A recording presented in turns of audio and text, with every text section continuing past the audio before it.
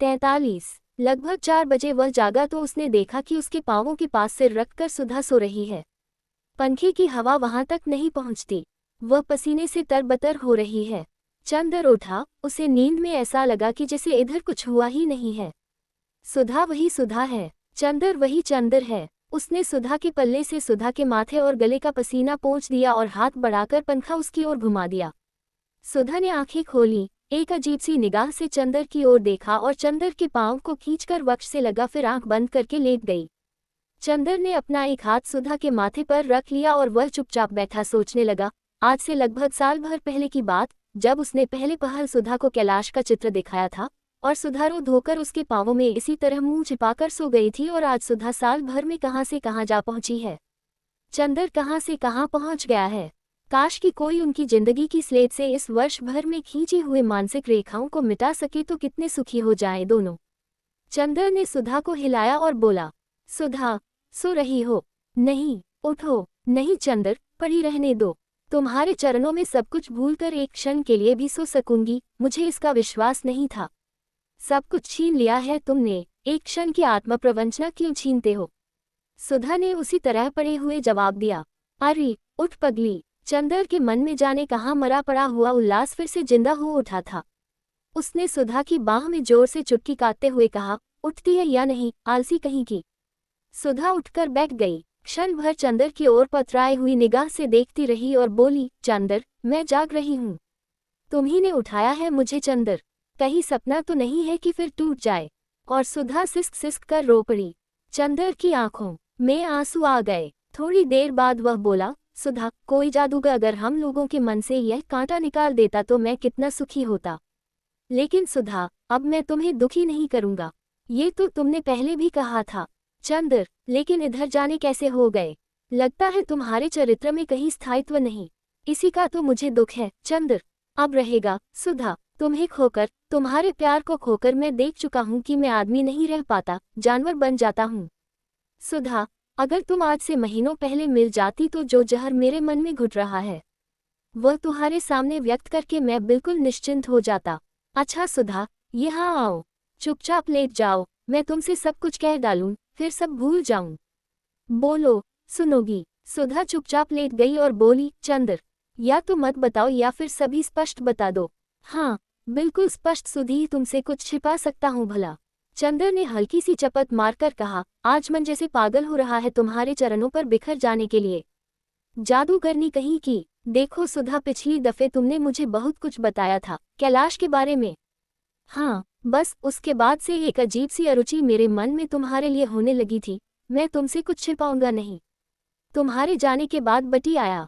उसने मुझसे कहा कि औरत केवल नई संवेदना, नया स्वाद चाहती है और कुछ नहीं। अविवाहित लड़कियां विवाह और विवाहित किया नए प्रेमी, बस यही उनका चरम लक्ष्य है। लड़कियां शरीर की प्यास के अलावा और कुछ नहीं चाहती। जैसे अराजकता के दिनों में किसी देश में कोई भी चालाक नेता शक्ति छीन लेता है, वैसे ही मानसिक शून्यता के क्षणों में बटी जैसे मेरा दार्शनिक गुरु हो गया। उसके बाद आई पम्मी। उससे मैंने कहा कि क्या आवश्यक है कि पुरुष और नारी के संबंधों में सेक्स हो ही। उसने कहा, हाँ, और यदि नहीं है तो प्लेटानिक आदर्शवादी प्यार की प्रतिक्रिया सेक्स की ही प्यास में होती है। अब मैं तुम्हें अपने मन का चोर बतला दूं। मैंने सोचा कि तुम भी अपने वैवाहिक जीवन में रम गई हो। शरीर की प्यास ने तुम्हें अपने में डुबा दिया है और जो अरुचि तुम मेरे सामने व्यक्त करती हो वह केवल दिखावा है। इसलिए मन ही मन मुझे तुमसे चिढ़-सी हो गई। पता नहीं क्यों ये संस्कार मुझमें दृढ़ सा हो गया और इसी के पीछे मैं तुम्ही को नहीं, पम्मी को छोड़कर सभी लड़कियों से नफरत सी करने लगा। बिनती को भी मैंने बहुत दुख दिया। ब्याह में जाने के पहले ही बहुत दुखी होकर गई। रही पम्मी की बात तो मैं उस पर इसलिए खुश था कि उसने बड़ी यथार्थ सी बात कही थी। लेकिन उसने मुझसे कहा कि आदर्शवादी प्यार की प्रतिक्रिया शारीरिक प्यास में होती है। तुमको इसका अपराधी मानकर तुमसे तो नाराज हो गया, लेकिन अंदर ही अंदर वह संस्कार मेरा व्यक्तित्व बदलने लगा। सुधा, पता नहीं तुम्हारे जीवन में प्रतिक्रिया के रूप में शारीरिक प्यास जागी या नहीं, पर मेरे मन के गुनाह तो तूफान की तरह लहरा उठे। लेकिन तुमसे एक बात नहीं छिपाऊंगा, वह ये कि ऐसे भी क्षण आए हैं जब पम्मी के समर्पण ने मेरे मन की सारी कटुता धो दी है। बोलो, तुम कुछ तो बोलो सुधा, तुम कहते चलो। चंद्र, मैं सुन रही हूँ। हाँ, लेकिन उस दिन गैसू आई। उसने मुझे फिर पुराने दिनों की याद दिला दी और फिर जैसे पम्मी के लिए आकर्षण उखड़ सा गया। अच्छा सुधा, एक बात बताओ, तुम यह मानती हो कि कभी कभी एक व्यक्ति के माध्यम से दूसरे व्यक्ति की भावनाओं की अनुभूति होने लगती है? क्या मतलब? मेरा मतलब जैसे मुझे गैसू की बातों में उस दिन ऐसा लगा जैसे तुम बोल रही हो। और दूसरी बात तुम्हें बताऊं, तुम्हारे पीछे बिनती रही मेरे पास। सारे अंधेरे में वही एक रोशनी थी, बड़ी क्षीण, टिमटिमाती हुई, सारहीन सी। बल्कि मुझे तो लगता था कि वह रोशन ही इसलिए थी कि उसमें रोशनी तुम्हारी थी। मैंने कुछ दिन बिनती को बहुत प्यार किया। मुझे ऐसा लगता था कि अभी तक तुम मेरे सामने थी, अब तुम उसके माध्यम से आती हो। लगता था जैसे वह एक व्यक्तित्व नहीं है, तुम्हारे व्यक्तित्व का ही अंश है। उस लड़की में जिस अंश तक तुम थी वह अंश बार बार मेरे मन में रस उभार देता था। क्यों सुधा, मन की यह भी कैसी अजब सी गति है। सुधा थोड़ी देर चुप रही, फिर बोली, भागवत में एक जगह एक टीका में हमने पढ़ा था चंद्र की जिसको भगवान बहुत प्यार करते हैं उसमें उनकी अंशाभिव्यक्ति होती है। बहुत बड़ा वैज्ञानिक सत्य है ये। मैं बिनती को बहुत प्यार करती हूँ चंद्रा। समझ गया मैं। चंदर बोला, अब मैं समझा, मेरे मन में इतने गुनाह कहाँ से आए। तुमने मुझे बहुत प्यार किया और वही तुम्हारे व्यक्तित्व के गुनाह मेरे व्यक्तित्व में उतर आए। सुधा खिलखिलाकर हंस पड़ी। चंदर के कंधे पर हाथ रखकर बोली, इसी तरह हंसते बोलते रहते तो क्यों ये हाल होता। मनमौजी हो, जब चाहो खुश हो गए, जब चाहो नाराज हो गए। उसके बाद वह उठी और बाहर से एक तश्तरी में कुछ फल काट कर लाई। चंदर ने देखा आम। अरे आम, अभी कहाँ से आम ले आई? कौन लाया? लखनऊ उतरी थी, वहां से तुम्हारे लिए लेती आई। चंदर ने एक आम की फांक उठाकर खाए और किसी पुरानी घटना की याद दिलाने के लिए आंचल से हाथ पोंछ दिए। सुधा हंस पड़ी और बड़ी दुलार भरी ताना के स्वर में बोली, बोलो, अब तो दिमाग नहीं बिगड़ोगे अपना। कभी नहीं सुधी, लेकिन पम्मी का क्या होगा? पम्मी से मैं संबंध नहीं तोड़ सकता, व्यवहार चाहे जितना सीमित कर दूं। मैं कब कहती हूँ, मैं तुम्हें कहीं से कभी बांधना ही नहीं चाहती। जानती हूँ कि अगर चाहूँ भी तो कभी अपने मन के बाहुपाश ढीले कर तुम्हें चिरमुक्ति तो मैं न दे पाऊंगी, तो भला बंधन ही क्यों बांधूं। पम्मी शाम को आएगी शायद। दरवाजा खटका और गैसू ने प्रवेश किया। आकर दौड़कर सुधा से लिपट गई। चंदर उठकर चला आया। चले कहाँ भाईजान, बैठिए न, नहा लूं, तब आता हूँ। चंदर चल दिया। वह इतना खुश था, इतना खुश कि बाथरूम में खूब गाता रहा और नहा चुकने के बाद उसे ख्याल आया कि उसने बनियान उतारी ही नहीं थी। नहाकर कपड़े बदलकर वह आया तब भी गुनगुना रहा था। कमरे में आया तब देखा गैसू अकेली बैठी है। सुधा कहाँ गई? चंदर ने नाचते हुए स्वर में कहा। गई है शरबत बनाने। गैसू ने चुन्नी से सिर ढकते हुए और पांवों को सलवार से ढांकते हुए कहा। चंदर इधर उधर बक्स में रुमाल ढूंढने लगा। आज बड़े खुश हैं चंदर भाई, कोई खाई हुई चीज मिल गई है क्या? अरे मैं बहन हूँ, कुछ इनाम ही दे दीजिए। गैसू ने चुटकी ली। इनाम की बात क्या, कहो तो वह चीज ही तुम्हें दे दूं। हाँ, कैलाश बाबू के दिल से पूछिए। गैसू बोली, उनके दिल से तुम ही बात कर सकती हो। गैसू ने झेपकर मुंह फेर लिया। सुधा हाथ में 2 गिलास लिए आई। लो गैसू, पियो। एक गिलास गैसू को देकर बोली, चंदर लो, तुम पियो न। नहीं, मैं नहीं पीऊंगी, बर्फ मुझे नुकसान करेगी, सुधा ने चुपचाप कहा। चंदर को याद आ गया, पहले सुधा चिड़चिड़कर अपने आप चाय शरबत पी जाती थी और आज क्या ढूंढ रहे हो चंदर? सुधा बोली। रुमाल, कोई मिल ही नहीं रहा। साल भर में रुमाल खो दिए होंगे। मैं तो तुम्हारी आदत जानती हूँ। आज कपड़ा ला दो, कल सुबह रुमाल सी दूं तुम्हारे लिए। और उठकर उसने कैलाश के बक्स से एक रुमाल निकालकर दे दिया। 44। उसके बाद चंदर बाजार गया और कैलाश के लिए तथा सुधा के लिए कुछ कपड़े खरीद लाया। इसके साथ ही कुछ नमकीन जो सुधा को पसंद था, पेठा, एक तरबूज, एक बोतल गुलाब का शरबत, एक सुंदर सा पेन और जाने क्या क्या खरीद लाया। सुधा ने देखकर कहा, पापा नहीं है, फिर भी लगता है मैं मायके आई हूँ। लेकिन वो कुछ खा पी नहीं सकी। चंदर खाना खाकर लॉन में बैठ गया, वहीं उसने अपनी चारपाई डलवा ली। सुधा के बिस्तर छत पर लगे थे, उसके पास महाराजन सोने वाली थी। सुधा एक तश्तरी में तरबूज काटकर ले आई और कुर्सी डालकर चंदर भी चारपाई के पास बैठ गया। चंदर तरबूज खाता रहा। थोड़ी देर बाद सुधा बोली, चंदर, बिनती के बारे में तुम्हारी क्या राय है?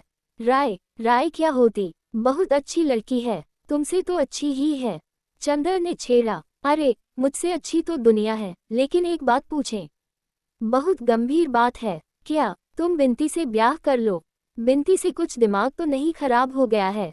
नहीं, इस बारे में पहले पहले ये बोले कि चंदर से बिंती का ब्याह क्यों नहीं करती, तो मैंने चुपचाप पापा से पूछा। पापा बिल्कुल राजी हैं, लेकिन बोले मुझसे कि तुम ही कहो चंदर से कर लो। चंदर, बुआ जी अब दखल नहीं देंगी। चंदर हंस पड़ा, अच्छी खुराफातें तुम्हारे दिमाग में उठती हैं। याद है एक बार और तुमने ब्याह करने के लिए कहा था। सुधा के मुंह से एक हल्का निश्वास निकल पड़ा। हाँ याद है। खैर तब की बात दूसरी थी, अब तो तुम्हें कर लेना चाहिए। नहीं सुधा, शादी तो मुझे नहीं ही करनी है। तुम कह क्यों रही हो? तुम मेरे बिंती के संबंधों को कुछ गलत तो नहीं समझ रही हो? नहीं जी, लेकिन ये जानती हूँ कि बिंती तुम पर अंधश्रद्धा रखती है। उससे अच्छी लड़की तुम्हें मिलेगी नहीं। कम से कम जिंदगी तुम्हारी व्यवस्थित हो जाएगी। चंदर हंसा, मेरी जिंदगी शादी से नहीं प्यार से सुधरेगी सुधा। कोई ऐसी लड़की ढूंढ दो जो तुम्हारी जैसी हो और प्यार करे तो मैं समझे भी कि तुमने कुछ किया मेरे लिए। शादी वादी बेकार है और कोई बात करनी है या नहीं? नहीं चंदर, शादी तो तुम्हें करनी ही होगी। अब मैं ऐसे तुम्हें नहीं रहने दूंगी। बिनती से न करो तो दूसरी लड़की ढूंढूंगी, लेकिन शादी करनी होगी और मेरी पसंद से करनी होगी। चंदर एक उपेक्षा की हंसी हंसकर रह गया। सुधा उठ खड़ी हुई। क्यों, चल दी? हाँ, अब नींद आ रही होगी तुम्हें, सो। चंदर ने रोका नहीं। उसने सोचा था सुधा बैठेगी, जाने कितनी बातें करेंगे। वह सुधा से उसका सब हाल पूछेगा, लेकिन सुधा तो जाने कैसी तटस्थ, निरपेक्ष और अपने में सीमित सी हो गई है कि कुछ समझ में नहीं आता। उसने चंदर से सब कुछ जान लिया, लेकिन चंदर के सामने उसने अपने मन को कहीं जाहिर ही नहीं होने दिया। सुधा उसके पास होकर भी जाने कितनी दूर थी। सरोवर में डूबकर पंछी प्यासा था। करीब घंटा भर बाद सुधा दूध का गिलास लेकर आई। चंदर को नींद आ गई थी। वह चंदर के सिरहाने बैठ गई। चंदर, सो गए क्या? क्यों? चंदर घबरा कर उठ बैठा। लो, दूध पी लो। सुधा बोली, दूध हम नहीं पेंगे। पी लो, देखो बर्फ और शरबत मिला दिया है, पीकर तो देखो।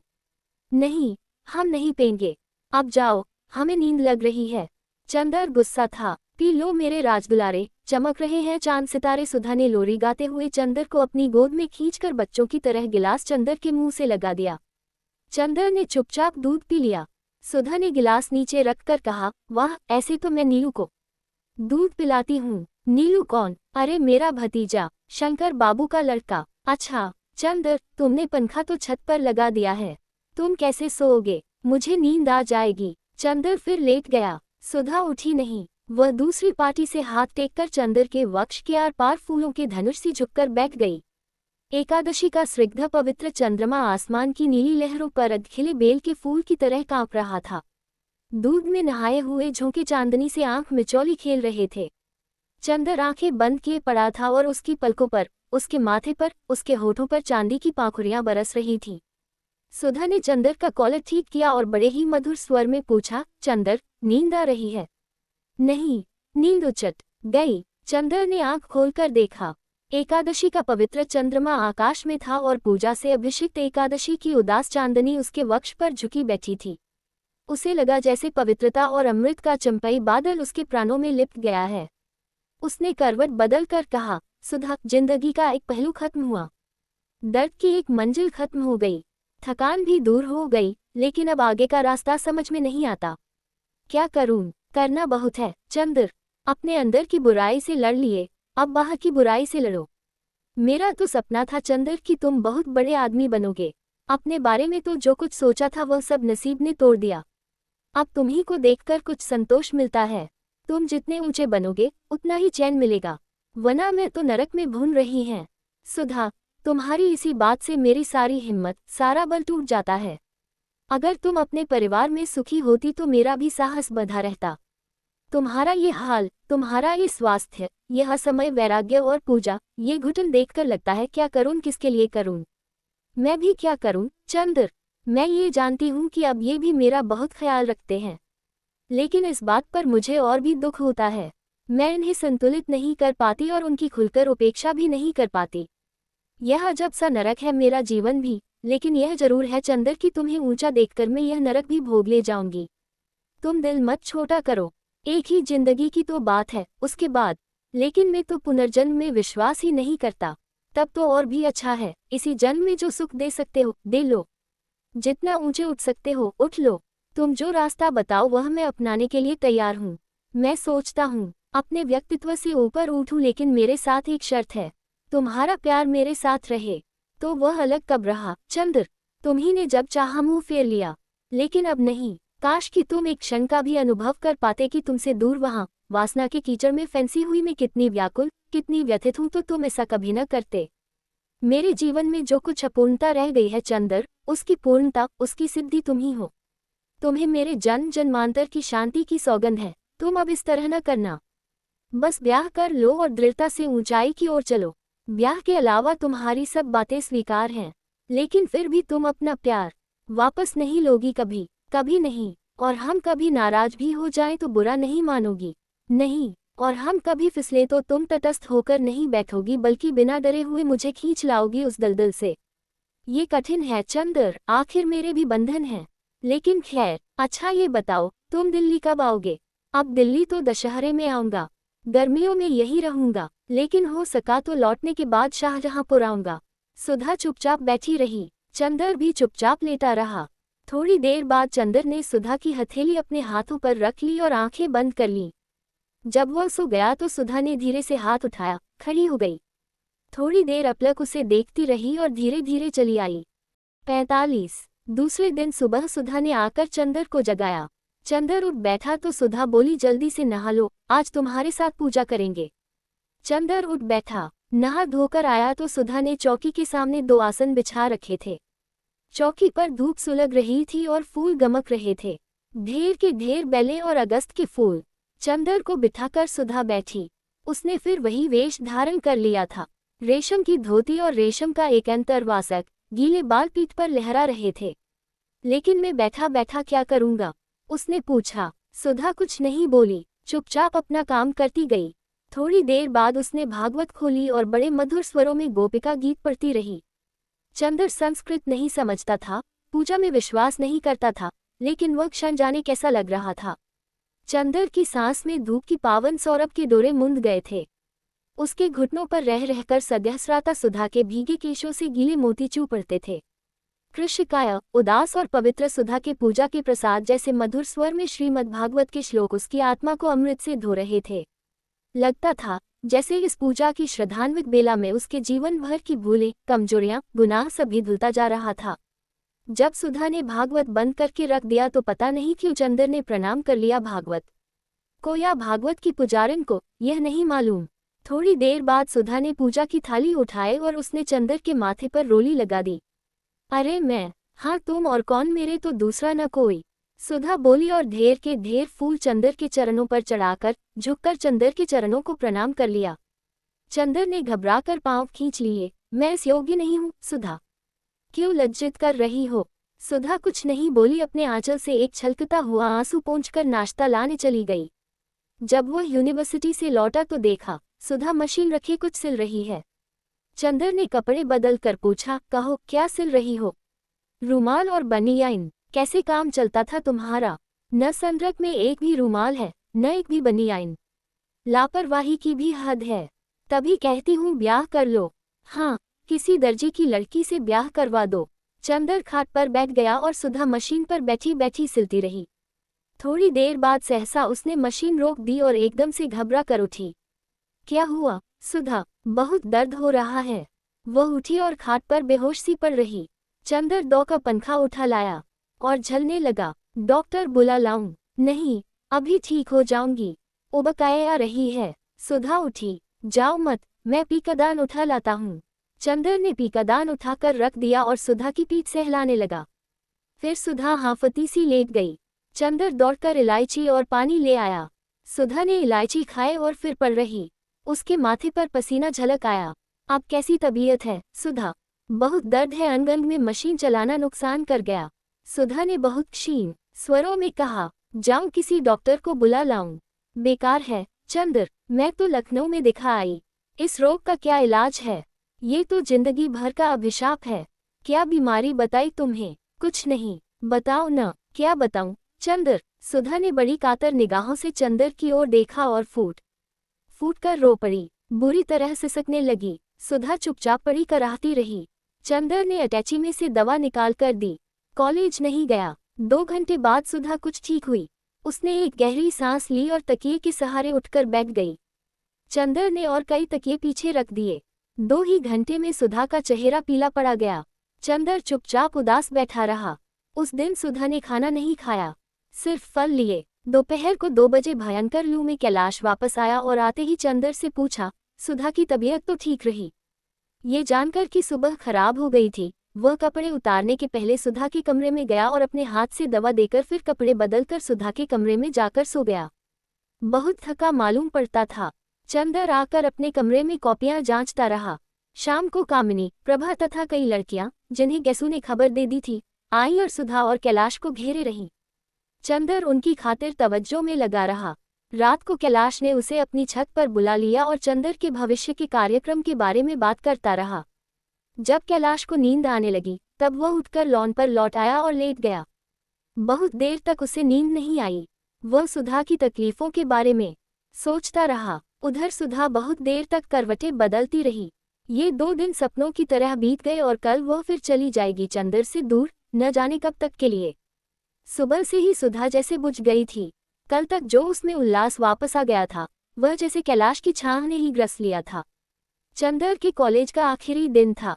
चंदर कैलाश को ले गया और अपने मित्रों से, प्रोफेसरों से उसका परिचय करा लाया। एक प्रोफेसर, जिनकी आदत थी कि वे कांग्रेस सरकार से संबंधित हर व्यक्ति को दावत जरूर देते थे, उन्होंने कैलाश को भी दावत दी क्योंकि वह सांस्कृतिक मिशन में जा रहा था।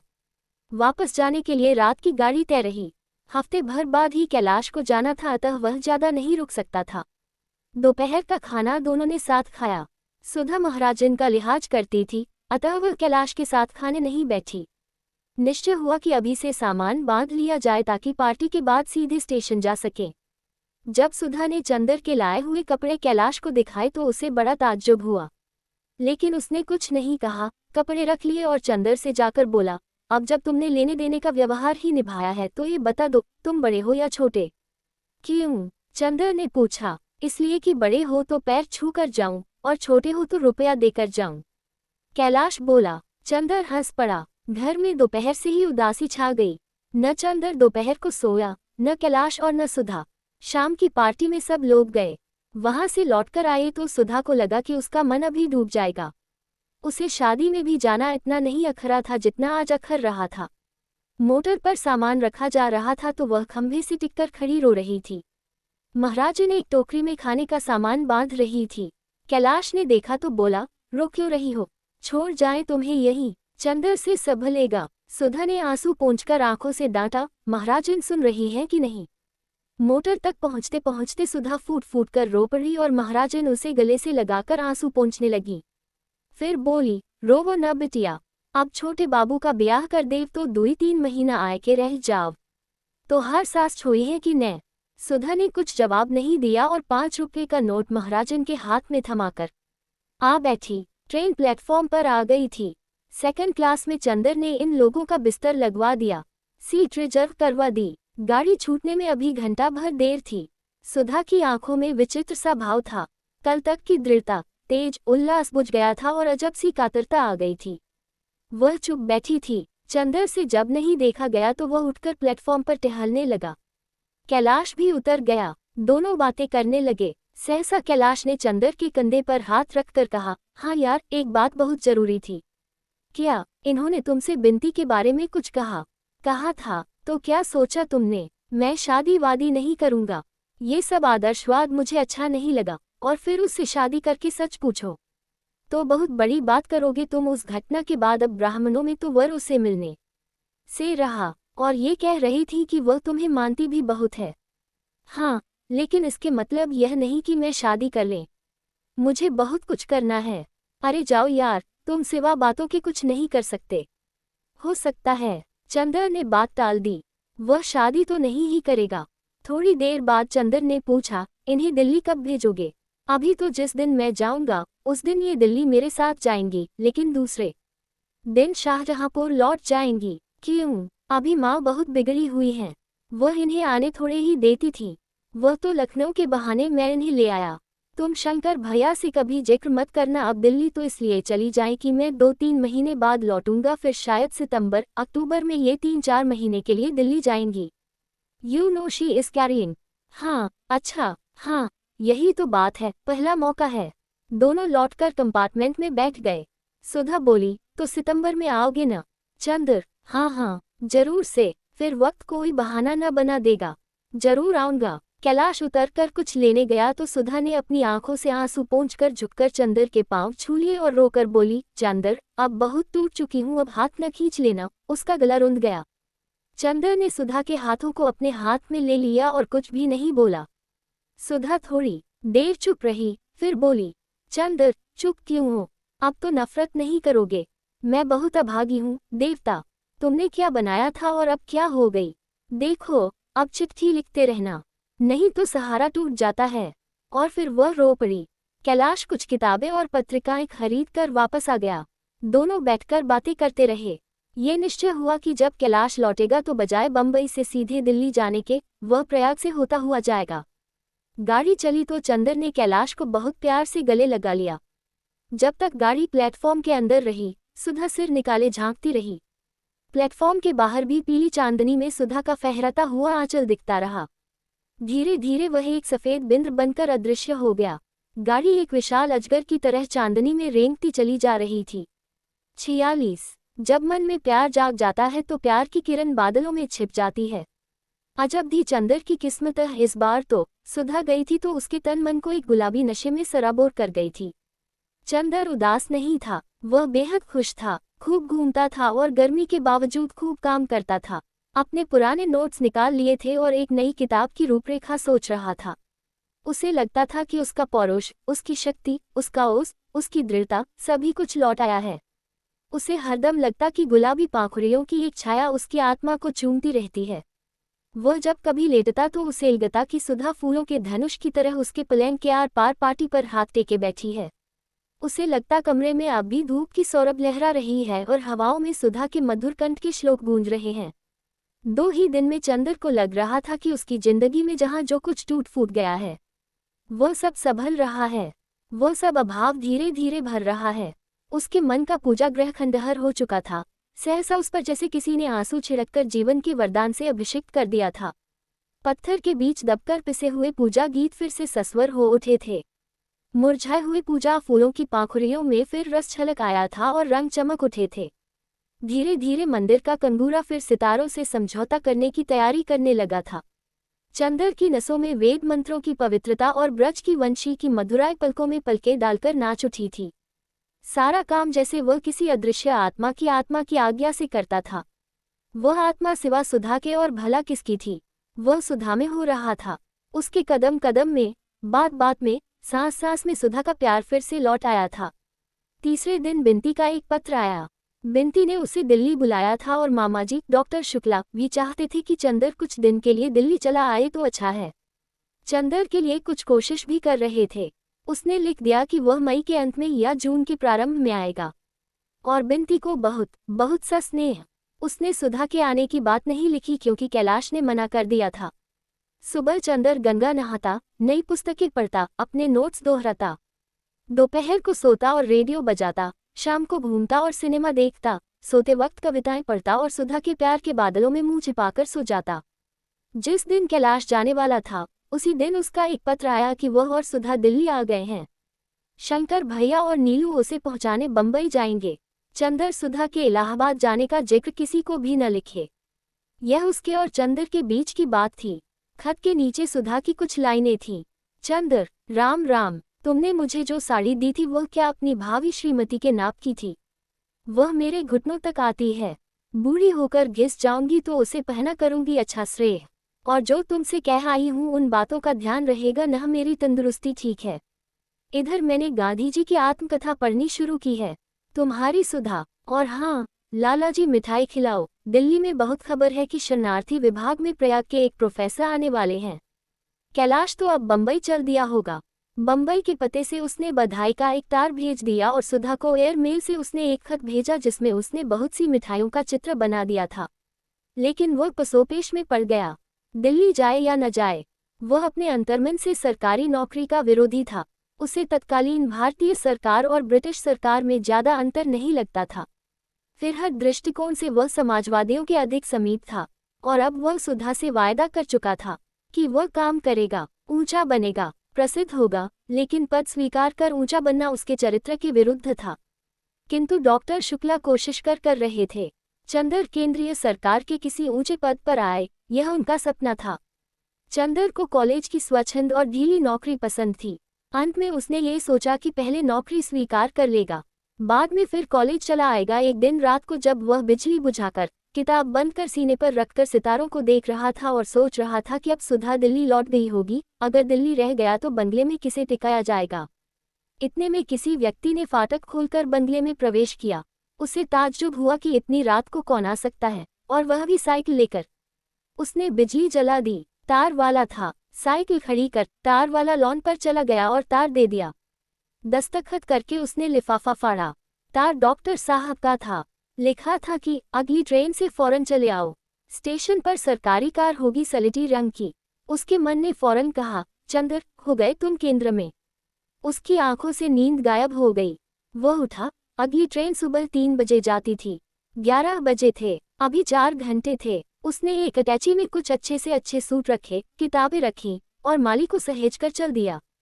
मोटर को स्टेशन से वापस लाने की दिक्कत होती, ड्राइवर अब था नहीं, अतः नौकर को अटैची देकर पैदल चल दिया। राह में सिनेमा से लौटता हुआ रिक्शा मिल गया। चंदर ने सेकंड क्लास का टिकट लिया और ठाठ से चला। कानपुर में उसने सादी चाय पी और इटावा में रेस्तरां बार में जाकर खाना खाया। उसके बगल में मारवाड़ी दंपति बैठे थे जो सेकंड क्लास का किराया खर्च करके प्रायश्चित स्वरूप 1 आने की पकौड़ी और 2 आने की दालमोट से उधर पूर्ति कर रहे थे। हाथरस स्टेशन पर एक मजेदार घटना घटी। हाथरस में छोटी और बड़ी लाइनें क्रॉस करती हैं। छोटी लाइन ऊपर पुल पर खड़ी होती है। स्टेशन के पास जब ट्रेन धीमी हुई तो सेठजी सो रहे थे। सेठानी ने बाहर झांककर देखा और निस्संकोच उनके पृथुल उदर पर कर प्रहार करके कहा, हो देखो रेलगाड़ी के सिर पर रेलगाड़ी। सेठ एकदम चौंक कर जागे और उछलकर बोले, बाप रे बाप, उलट गई रेलगाड़ी, जल्दी सामान उतार, लुट गए राम, ये तो जंगल है, कहते थे जेवर न ले चल। चंदर खिलखिलाकर हंस पड़ा। सेठ जी ने परिस्थिति समझी और चुपचाप बैठ गए। चंदर करवट बदलकर फिर पढ़ने लगा। इतने में ऊपर की गाड़ी से उतरकर कोई औरत हाथ में एक गठरी लिए आई और अंदर ज्यों ही घुसी की मारवाड़ी बोला, बुड्ढी, ये सेकंड क्लास है। हुई सेकंड थर्ड तो सब गोविंद की माया है। बच्चा। चंदर का मुंह दूसरी ओर था, लेकिन उसने सोचा गोविंद जी की माया का वर्णन और विश्लेषण करते हुए रेल के डिब्बों के वर्गीकरण को भी मायाजाल बताना शायद भागवतकार की दिव्य दृष्टि से संभव होगा। लेकिन ये भी मारवाड़ी कोई सुधा तो था नहीं कि वैष्णव साहित्य और गोविंद जी की माया का भक्त होता। जब उसने कहा गार्ड साहब को बुलाऊं, तो बुढ़िया गरज उठी, बस बस चल मुंह से, गार्ड का तोड़ दमाद लगत है, जॉन बुलाई है। मोट का कद्दू। चंदर हंस पड़ा, कम से कम गाली की नवीनता पर। दूसरी बात, गाड़ी उस समय ब्रज क्षेत्र में थी, वहां यह अवधि का सफल वक्ता कौन है। उसने घूमकर देखा। एक बुढ़िया थी, सिर मुड़ाए। उसने कहीं देखा है इसे। कहाँ जाओगी माई? कानपुर जा बई, लेकिन ये गाड़ी तो दिल्ली जाएगी। तुहू बोल यूट्यूब से हम ऐसे धमकावे में न आए। ई कानपुर जय है, उसने हाथ नचाकर चंदर से कहा, और फिर जाने क्यों रुक गई और चंदर की ओर देखने लगी। फिर बोली, अरे चंदर बेटवा, कहाँ से आवत ही तू? ओह, बुआजी हैं। सिर मुड़ा लिया तो पहचान में ही नहीं आती। चंदर ने फौरन उठकर पांव छुए। बुआजी वृंदावन से आ रही थी। वह बैठ गई, बोली, ऊ नटनिया मर गई की बहन है। कौन? ओही बिनती। मरेगी क्यों भैया? सुकुल तो हमार कुल डुबोए देहिन, लेकिन जैसे वो हमरी बिटिया के मड़वा तरे से उठाए लेहिन वैसे भगवान चाही तो उन्होंका लड़की से समझी। चंदर कुछ नहीं बोला। थोड़ी देर बाद खुद बड़बड़ाती हुई बुआजी बोली, अब हमें का करे को है? हम सब मोह माया त्याग दिया, लेकिन हमरे त्याग में कुछ हो समर्थ है तो सुकुल को बदला मिले है। कानपुर की गाड़ी आई तो चंदर खुद उन्हें बिठा लाया। विचित्र थी बुआजी, बेचारी कभी समझ ही नहीं पाई कि बिनती को उठाकर डॉक्टर साहब ने उपकार किया या अपकार, और मजा तो यह है कि एक ही वाक्य के पूर्वार्ध में मायामोह से विरक्ति की घोषणा और उत्तरार्ध में दुर्वासा का शाप। हिंदुस्तान के सिवा ऐसे नमूने कहीं भी मिलने मुश्किल हैं। इतने में चंदर की गाड़ी ने सीटी दी। वह भागा। बुआजी ने चंदर का ख्याल छोड़कर अपने बगल के मुसाफिर से लड़ना शुरू कर दिया। वह दिल्ली पहुंचा। 2-3 साल पहले भी वह दिल्ली आया था, लेकिन अब दिल्ली स्टेशन की चहल पहल ही दूसरी थी। गाड़ी घंटा भर लेट थी। 9 बज चुके थे। अगर मोटर न मिली तो भी इतनी मशहूर सड़क पर डॉक्टर साहब का बंगला था कि चंदर को विशेष दिक्कत न होती। लेकिन जो ही वह प्लेटफॉर्म से बाहर निकला तो उसने देखा कि जहां मरकरी की बड़ी सर्चलाइट लगी है, ठीक उसी के नीचे सलेटी रंग की शानदार कार खड़ी थी जिसके आगे पीछे क्राउन लगा था और सामने तिरंगा, आगे लाल वर्दी पहने एक खानसामा बैठा है और पीछे एक सिख ड्राइवर खड़ा है। चंदर का सूट चाहे जितना अच्छा हो लेकिन इस शान के लायक तो नहीं ही था। फिर भी वह बड़े रोब से गया और ड्राइवर से बोला, ये किसकी मोटर है? सरकारी गड्डी है जी। सिख ने अपनी प्रतिभा का परिचय दिया। क्या ये डॉक्टर शुक्ला ने भेजी है? जी हाँ हुजूर। एकदम उसका स्वर बदल गया, आप ही उनके लड़के हैं चंदर बहादुर साहब। उसने उतरकर सलाम किया, दरवाजा खोला, चंदर बैठ गया। कुली को एक अटैची के लिए एक अठन्नी दी, मोटर उड़ चली। चंदर बहुत उदार विचारों का था लेकिन आज तक वह डॉक्टर साहब की 19वीं सदी वाली पुरानी कार पर ही चढ़ा था। इस राजमुकुट और राष्ट्रीय ध्वज से सुशोभित मोटर पर खानसामे के साथ चलने का उसका पहला ही मौका था। उसे लगा जैसे इस समय तिरंगे का गौरव और महान ब्रिटिश साम्राज्य के इस क्राउन का शासन दम्भ उसके मन को उड़ाए लिए जा रहा है। चंदर तनकर बैठा लेकिन थोड़ी देर बाद स्वयं उसे अपने मन पर हंसी आ गई। फिर वह सोचने लगा कि जिन लोगों के हाथ में आज शासन सत्ता है, मोटरों और खानसामों ने उनके हृदयों को इस तरह बदल दिया है। वे भी तो बेचारे आदमी हैं, इतने दिनों से प्रभुता के प्यासे। बेकार हम लोग उन्हें गाली देते हैं। फिर चंदर उन लोगों का ख्याल करके हंस पड़ा। दिल्ली में इलाहाबाद की अपेक्षा कम गर्मी थी। कार एक बंगले के अंदर मुड़ी और पोर्टिको में रुक गई। बंगला नए सादे अमेरिकन ढंग का बना हुआ था। खानसामे ने उतरकर दरवाजा खोला। चंदर उतर पड़ा। ड्राइवर ने हॉर्न दिया, दरवाजा खुला और बिनती निकली। उसका मुंह सूखा हुआ था, बाल अस्त व्यस्त थे और आंखें जैसे रो रो कर सूज गई थीं। चंदर का दिल धक से हो गया, राह भर के सुनहरे सपने टूट गए। क्या बात है बिनती, अच्छी तो हो? चंदर ने पूछा। आओ चंद्र, बिनती ने कहा और अंदर जाते ही दरवाजा बंद कर दिया और चंदर की बांह पककर सिसक सिसक कर रो पड़ी। चंदर घबरा गया। क्या बात है, बताओ न। डॉक्टर साहब कहाँ हैं? अंदर हैं। तब क्या हुआ, तुम इतनी दुखी क्यों हो?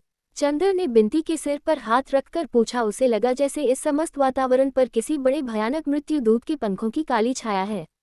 क्या बात है, बताती क्यों नहीं? बिनती बड़ी मुश्किल से बोली, दीदी सुधा दीदी। चंदर को लगा जैसे उस पर बिजली टूट पड़ी। क्या हुआ सुधा को? बिनती कुछ नहीं बोली, उसे ऊपर ले गई और कमरे के पास जाकर बोली, उसी में है दीदी। 47। कमरे के अंदर की रोशनी उदास, फीकी और बीमार थी। एक नर्स सफेद पोशाक पहने परलंग के सिरहाने खड़ी थी और कुर्सी पर सिर झुकाए डॉक्टर साहब बैठे थे। परलंग पर चादर ओढ़े सुधा पड़ी थी। नर्स सामने थी, आज सुधा का चेहरा नहीं दिखाई पड़ रहा था। चंदर के भीतर पांव रखते ही नर्स ने आंख के इशारे से कहा, बाहर जाए। चंदर ठिठक कर खड़ा हो गया। डॉक्टर साहब ने देखा और वे भी उठकर चले आए। क्या हुआ सुधा को? चंदर ने बहुत व्याकुल, बहुत कातर स्वर में पूछा। डॉक्टर साहब कुछ नहीं बोले, चुपचाप चंदर के कंधे पर हाथ रखे हुए अपने कमरे में आए और बहुत भारी स्वर में बोले, हमारी बिटिया गई चंदर। और आंसू छलक आए। क्या हुआ उसे? चंदर ने फिर उतने ही दुखी स्वर में पूछा। डॉक्टर साहब क्षण भर पथराए आंखों से चंदर की ओर देखते रहे, फिर सिर झुकाकर बोले, एबॉर्शन। थोड़ी देर बाद सिर उठाकर व्याकुल की तरह चंदन का कंधा पक्का बोले, चंदर किसी तरह बचाओ सुधा को, क्या करे कुछ समझ में नहीं आता। अब बचेगी नहीं, परसों से होश नहीं आया। जाओ कपड़े बदलो, खाना खा लो, रात भर जागरण होगा। लेकिन बंदर उठा नहीं, कुर्सी पर सिर झुकाए बैठा रहा। सहसा नजाकर बोली, ब्लीडिंग फिर शुरू हो गई और नाड़ी डूब रही है। डॉक्टर को बुलाए फौरन। और वह लौट गई। डॉक्टर साहब उठ खड़े हुए। उनकी आंखों में बड़ी निराशा थी। बड़ी उदासी से बोले, जा रहा हूँ चंदर, अभी आता हूँ। चंदर ने देखा, कार बड़ी तेजी से जा रही है। बिनती आकर बोली, खाना खा लो। चंदर ने सुना ही नहीं। यह क्या हुआ बिनती? उसने घबराए आवाज में पूछा। कुछ समझ में नहीं आता। उस दिन सुबह जीजाजी गए, दोपहर में पापा ऑफिस गए थे। मैं सो रही थी, सहसा जीजी चीखी। मैं जागी तो देखा दीदी बेहोश पड़ी हैं। मैंने जल्दी से फोन किया, पापा आए, डॉक्टर आए।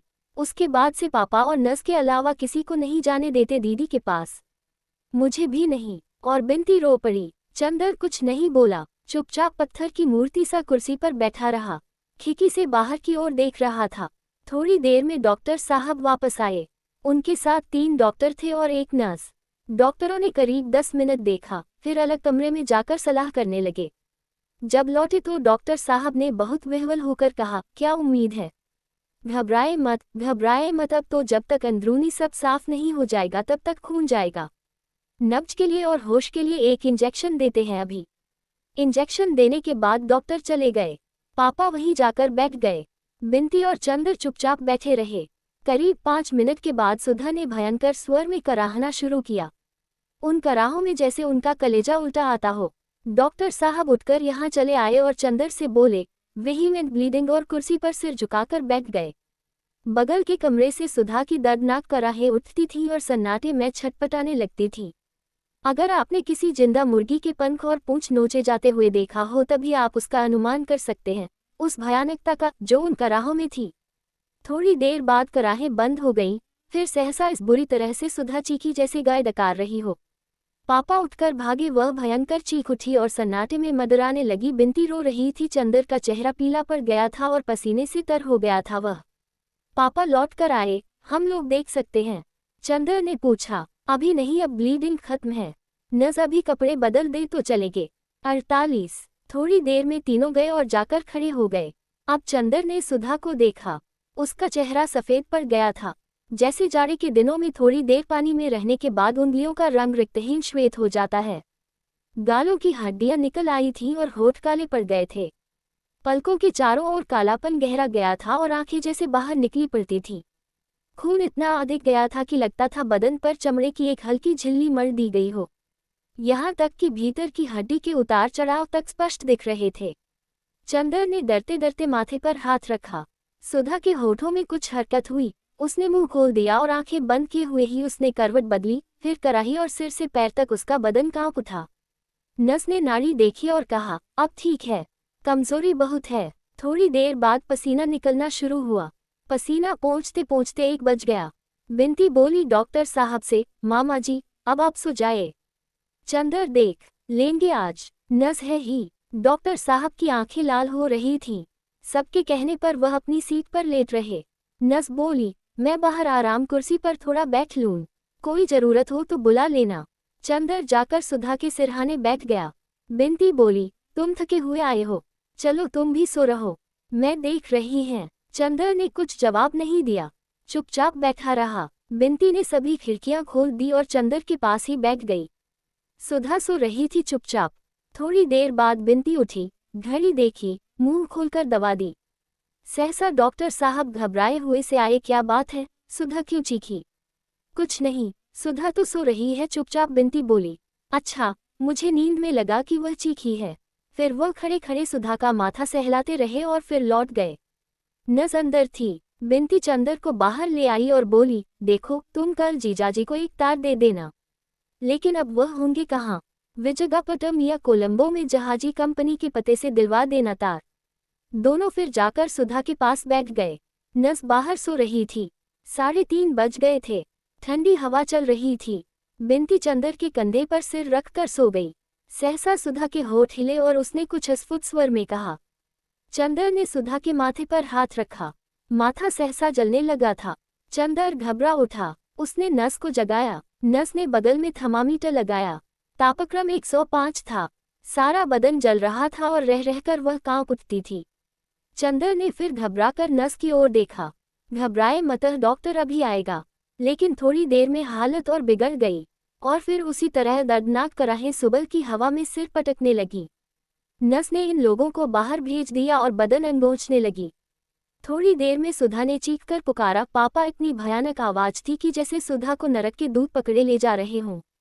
पापा गए। सुधा का चेहरा लाल था और वह हाथ पटक रही थी। पापा को देखते ही बोली, पापा चंदर को इलाहाबाद से बुलवा दो। चंदर आ गया बेटा, अभी बुलाते हैं। जो ही पापा ने माथे पर हाथ रखा कि सुधा चीख उठी, तुम पापा नहीं हो, कौन हो तुम? दूर हटो, छुओ मत। अरे बिनती। डॉक्टर शुक्ला ने नस की ओर देखा। नस बोली। सुधा ने फिर करवट बदली और नस को देखकर बोली, कौन गेसु, आओ बैठो। चंदर नहा रहा है, अभी बुलाती हूँ। अरे चंदर। और फिर हाँफने लगी, आंखें बंद कर ली और रोकर बोली, पापा तुम कहाँ चले गए? नस ने चंदर और बिनती को बुलाया। बिनती पास जाकर खड़ी हो गई, आंसू पोंछकर बोली, दीदी हम आ गए, और सुधा की बाह पर हाथ रख दिया। सुधा ने आंखें नहीं खोली, बिंती के हाथ पर हाथ रखकर बोली, बिंती पापा कहाँ गए?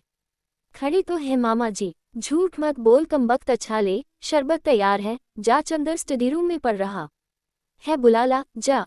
बिंती फफक कर रो पड़ी। रोती क्यों है? सुधा ने कराह कर कहा, मैं जाऊंगी तो चंदर को तेरे पास छोड़ जाऊंगी। जा चंदर को बुला ला, नहीं बर्फ खुल जाएगी, शरबत छान लिया है। चंदर आगे आया, रूधे गले से आंसू पीते हुए बोला, सुधा आंखें खोलो, हम आ गए। सुधी डॉक्टर साहब कुर्सी पर पड़े सिसक रहे थे। सुधा ने आंखें खोली और चंदर को देखते ही फिर बहुत जोर से चीखी, तुम ऑस्ट्रेलिया से लौट आए?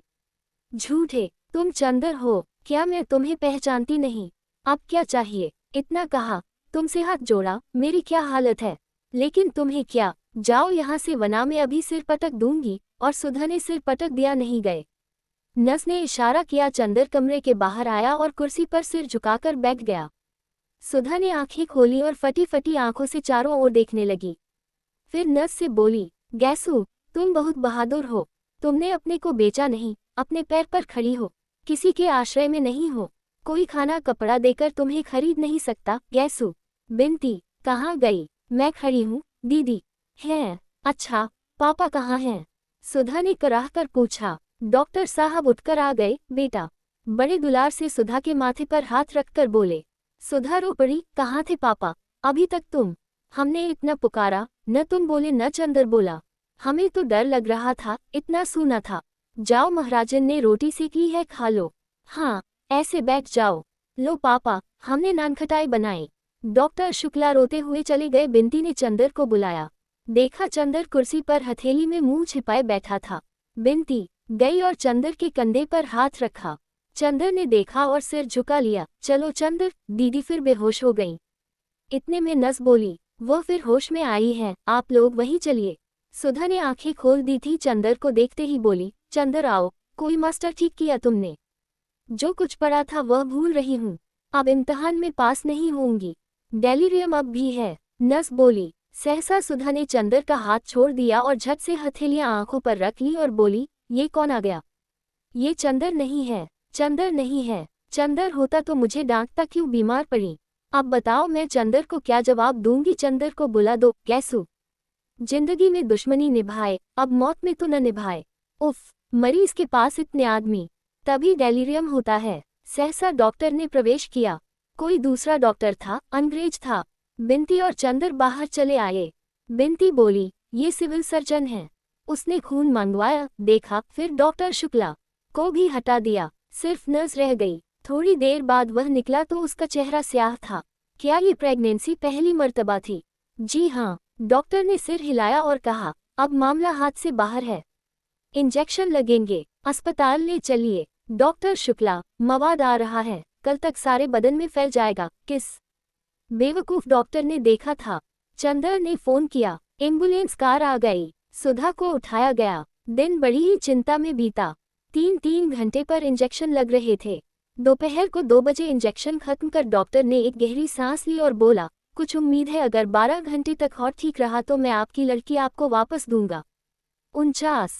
बड़ा भयानक दिन था। बहुत ऊंची छत का कमरा, दालानों में टाट के पर्दे पड़े थे और बाहर गर्मी की भयानक लू हू हू करती हुई दानवों की तरह मुंह फाड़े दौड़ रही थी। डॉक्टर साहब सिरहाने बैठे थे, पथरीली निगाहों से सुधा के पीले मृतप्राय चेहरे की ओर देखते हुए। बिंती और चंदर बिना कुछ खाए पिए चुपचाप बैठे थे। रह रहकर बिंती से स्कुटती थी, लेकिन चंदर ने मन पर पत्थर रख लिया था। वह एकटक एक ओर देख रहा था। कमरे में वातावरण शांत था। रह रहकर बिंती की सिसकियां, पापा की निश्वासी तथा घड़ी की निरंतर टिक टिक सुनाई पड़ रही थी। चंदर का हाथ बिंती की गोद में था। एक मूक संवेदना ने बिंती को संभाल रखा था।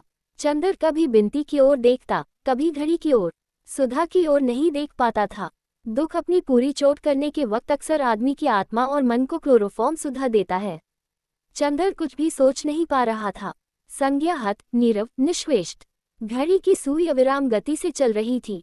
सर्जन कई दफे आए। नर्स ने आकर टेम्परेचर लिया। रात को 11 बजे टेम्परेचर उतरने लगा। डॉक्टर शुक्ला की आंखें चमक उठीं। ठीक 12:05 पर सुधा ने आंखें खोल दी। चंदर ने बिंती का हाथ मारे खुशी से दबा दिया। बिंती कहाँ है? बड़े क्षीण स्वर में पूछा।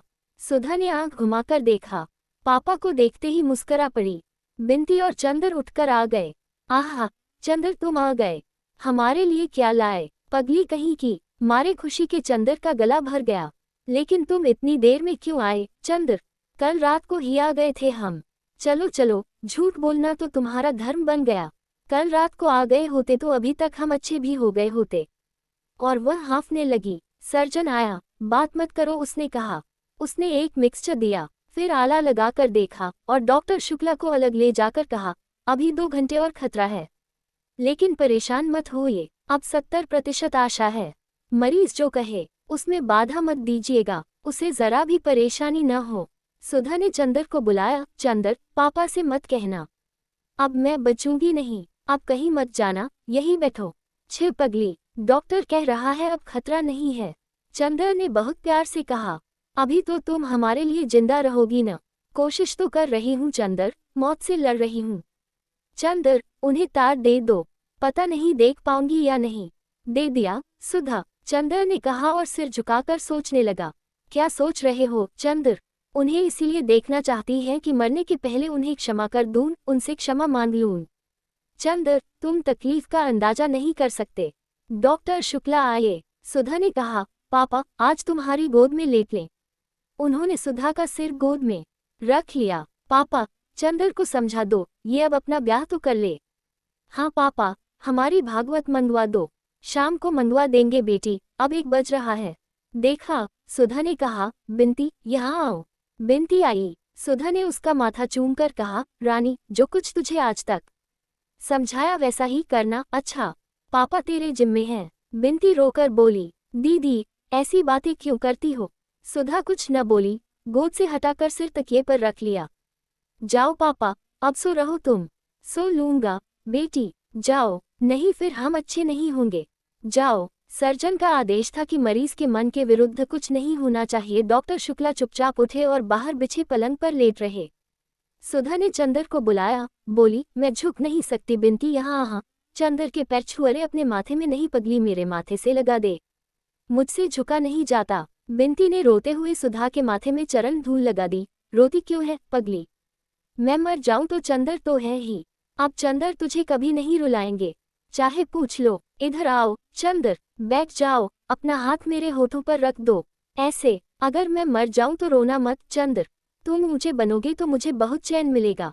मैं जो कुछ नहीं पा सकी वह शायद तुम्हारे ही माध्यम से मिलेगा मुझे। और देखो, पापा को अकेले दिल्ली में न छोड़ना। लेकिन मैं मरूंगी नहीं चंदर, यह नरक भोग कर भी तुम्हें प्यार करूंगी। मैं मरना नहीं चाहती, जाने फिर कभी तुम मिलो या न मिलो चंदर। उफ कितनी तकलीफ है चंदर, हम लोगों ने कभी ऐसा नहीं सोचा था। अरे हटो हटो चंदर। सहसा सुधा की आंखों में फिर अंधेरा छा गया। भागो चंदर, तुम्हारे पीछे कौन खड़ा है? चंदर घबरा कर उठ गया। पीछे कोई नहीं था। अरे चंदर, तुम्हें पकड़ रहा है। चंदर, तुम मेरे पास आओ। सुधा ने चंदर का हाथ पकड़ लिया। बिंती भागकर डॉक्टर साहब को बुलाने गई। नर्स भी भागकर आई। सुधा चीख रही थी, तुम हो कौन? चंदर को नहीं ले जा सकते। मैं चल तो रही हूँ चंदर, मैं जाती हूँ इसके साथ, घबराना मत, मैं अभी आती हूँ। तुम तब तक चाय पी लो। नहीं, मैं तुम्हें उस नरक में नहीं जाने दूंगी। मैं जा तो रही हूँ बिंती, मेरी चप्पल ले आ। अरे पापा कहाँ हैं? पापा। और सुधा का सिर चंदर की बांह पर लुढ़क गया। बिंती को नर्स ने संभाला और डॉक्टर शुक्ला पागल की तरह सर्जन के बंगले की ओर दौड़े। घड़ी ने टन 2 बजाए। जब एम्बुलेंस कार पर सुधा का शव बंगले पहुंचा तो शंकर बाबू आ गए थे बहू को विदा कराने। उपसंहार 50। जिंदगी का यंत्रणा चक्र एक वृत्त पूरा कर चुका था। सितारे एक क्षितिज से उठकर आसमान पार कर दूसरे क्षितिज तक पहुंच चुके थे। 1.5 साल पहले सहसा जिंदगी की लहरों में उथल पुथल मच गई थी और विक्षुब्ध महासागर की तरह भूखी लहरों की बाहें पसारकर वह किसी को दबोच लेने के लिए हुंकार उठी थी। अपनी भयानक लहरों के शिकंजे में सभी को झकझोरकर, सभी के विश्वासों और भावनाओं को चकनाचूर कर अंत में सबसे प्यारे, सबसे मासूम और सबसे सुकुमार व्यक्तित्व को निगलकर अब धरातल शांत हो गया। तूफान थम गया था, बादल खुल गए थे और सितारे फिर आसमान के घोंसलों से भयभीत विहंग शावकों की तरह झांक रहे थे। डॉक्टर शुक्ला छुट्टी लेकर प्रयाग चले आए थे। उन्होंने पूजा पाठ छोड़ दिया था। उन्हें कभी किसी ने गाते हुए नहीं सुना था। अब वह सुबह उठकर लॉन पर टहलते और एक भजन गाते थे।